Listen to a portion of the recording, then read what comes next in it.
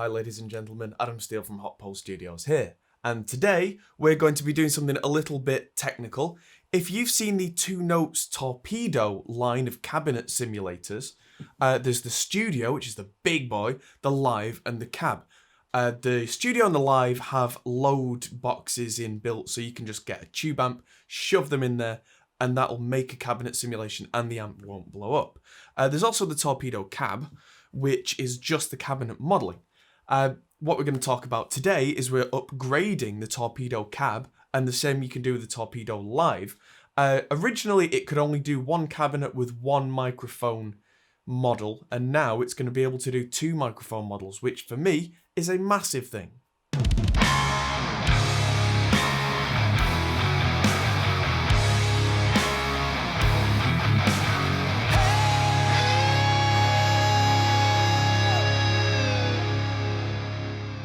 So before me today, I have the Torpedo Cab, and I'm running a preamp into it. Today, I thought I'd do something a little bit different and not use the classic kind of one of the Two Notes preamps or a Victory preamp or anything. I'm using a Boss Metal Zone. As you may have seen in several videos recently, the Boss Metal Zone can be used in like the effect return of a guitar amp, so it can be used as a preamp, which is essentially what I'm doing here. So you can get some really nice sounds out of a Metal Zone. If I have the Metal Zone with the distortion almost off and the rest of the controls almost flat, we get this kind of proper rock and roll.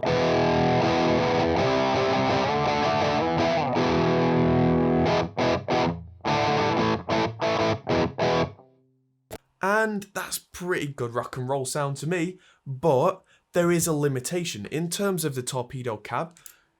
When I'm in the studio, I tend to have a guitar cabinet with two microphones on it. Usually because I like the interplay between the sound of the two, but quite often because I might like the characteristics of one microphone. Let's say the good old Shure SM57. It's got this kind of mid spike in it that makes it cut through, but I've never been a fan of that sound on its own.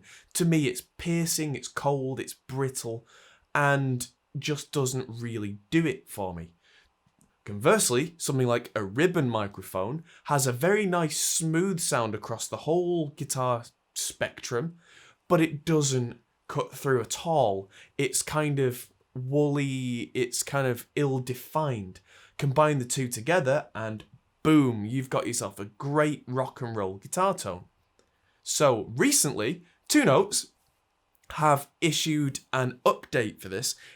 So what we're going to do is we're going to show you how to upgrade this and then the benefits you get from it. So this laptop I have in front of me, I've connected the Torpedo Cab to it via the USB socket. And right now, that's not doing anything. This is running my big beast cab that we captured ourselves, which is a Zilla 4x12. And it's also running a power amp section. So between them and the Metal Zone, we get...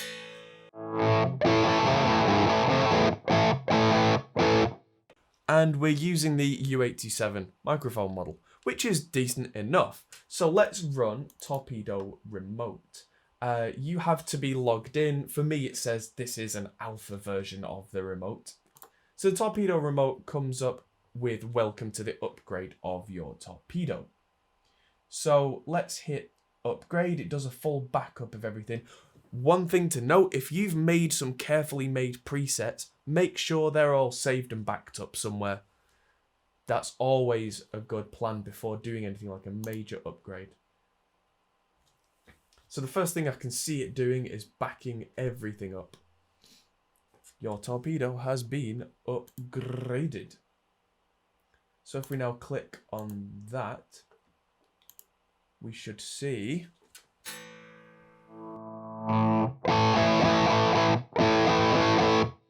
we have a full interface.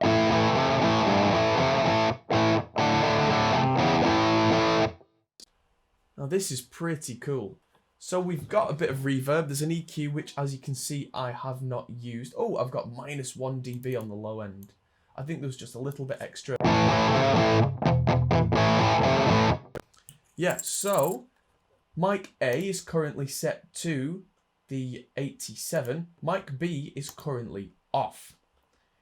Now this is where things get really interesting for me. There's a little bit of distance, axis being, you can see how it's moving one microphone around and not the other. This is where you can get into imagining your favourite guitar tones. For me, one of my favourite guitar tones, I'll not even press anything, so I'll have an SM57 kind of off axis a little bit, so that's one.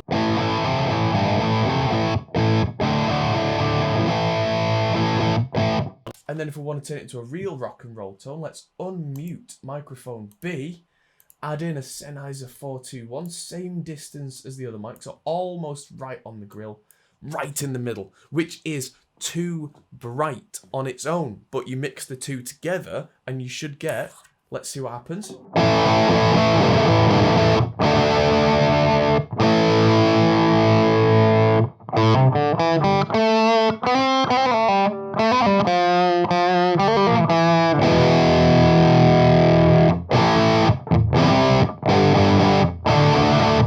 Now that is louder. That's something that's very much worth noting.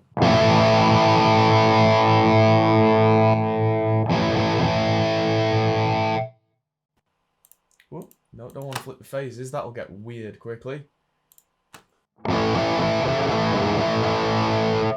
Something that I might want to do if I've got two microphones running is bring the volume down. What level are they at right now?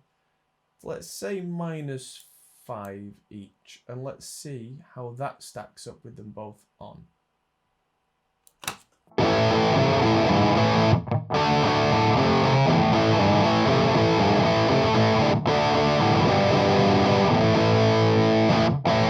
Now, mathematically speaking, what you should do is if you have two microphones, have them both down at -6 dB, because mathematically that's half volume. However, I find that because of the combining of the sound of the two microphones, because they're not perfectly the same, you get little bits of cancellation and things going on. I tend to find that if you do that, it does come out a little bit quieter overall. So I like to have them maybe -5 or so, just to account for those little similarities and differences between the two signals. And we get this.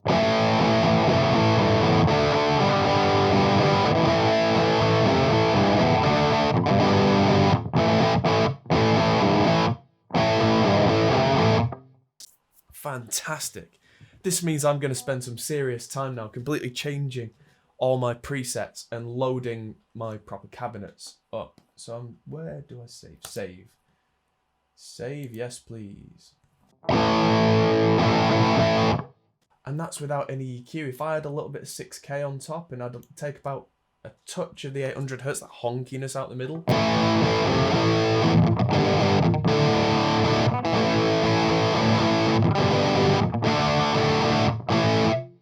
Let's just add a bit more of that Studio B. Whoa, a bit less.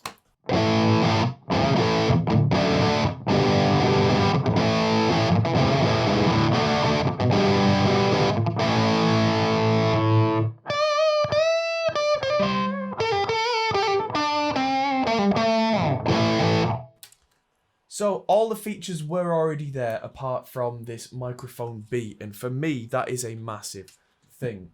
Let's turn that one back off. Go back to our 57 and let's go to our U87 we were on before. Now the 87 sounds a little bit thin to me, so let's add in the ribbon at equal volume.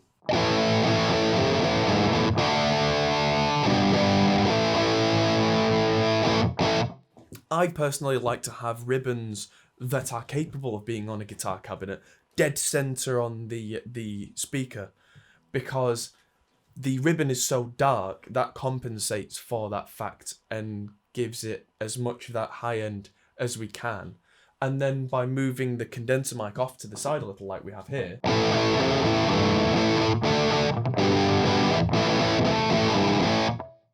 that is awesome. So I'm going to turn this EQ back off to make sure that we have a fair crack of the whip. And what I'm going to do now is I'm going to do a little recording comparison of the previous firmware, just with that 87, then the same preset, now we've added this ribbon in, so the volumes match as best we can.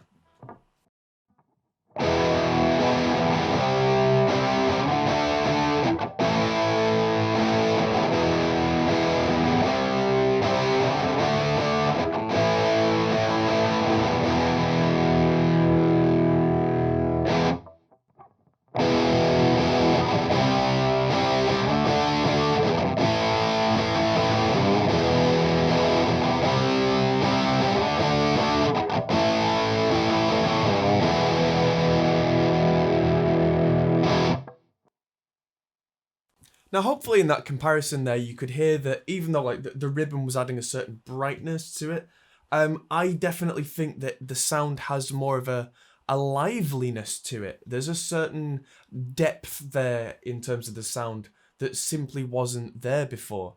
And that's with the settings identical apart from that second microphone being added and the volume being dropped a little to match. There are so many possibilities. There's also a front and back switch for the cabinet. So let's see, can we do front and back? So we can do front and back per microphone. Now let's try something a little different. Let's go to a different preset. Let's see if we've got any open backs on here. Let's say that I'm doing a solo and I've got an open back to 12. I'm finding that with one single mic, even with, if I kind of move the axis off a little, it's not quite acting how I'd like. It's not got that depth. Let's add a second microphone, but what we're going to do is we're going to add something like the SC5, something like a small diaphragm condenser in the back, just with.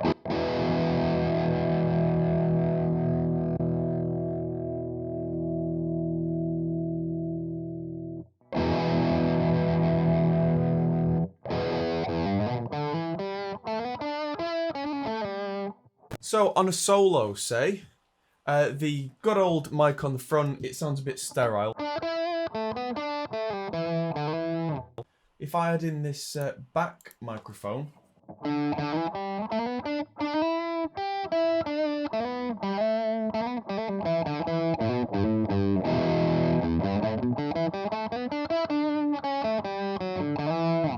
suddenly that sounds a bit more thick, a bit more alive. Let's add a bit of reverb in there as well.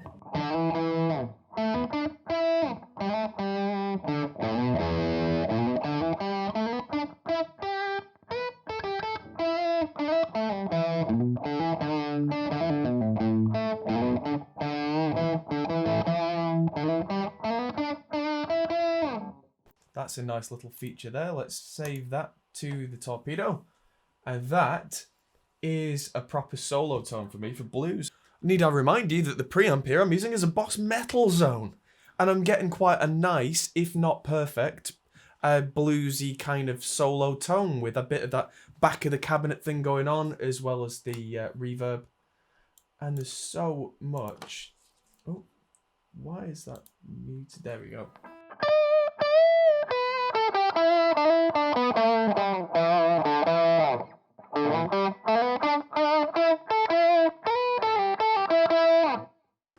So now I can move that SM57 back closer to the center of the speaker to get some bite out of it, but we'll still get that thickness from the mic that's in the back, even if we turn it down a little.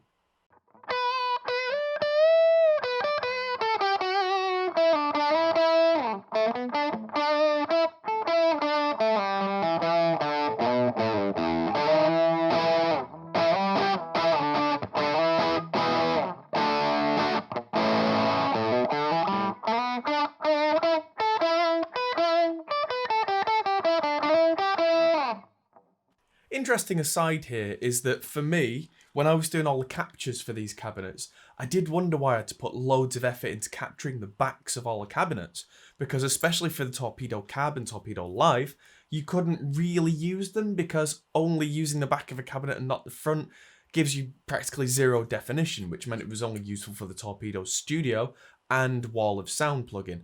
Now, those back of the cabinet captures suddenly mean something because they can be added in as a secondary sound to make the whole thing come to life. That is quite rewarding for me and makes the whole thing worth doing.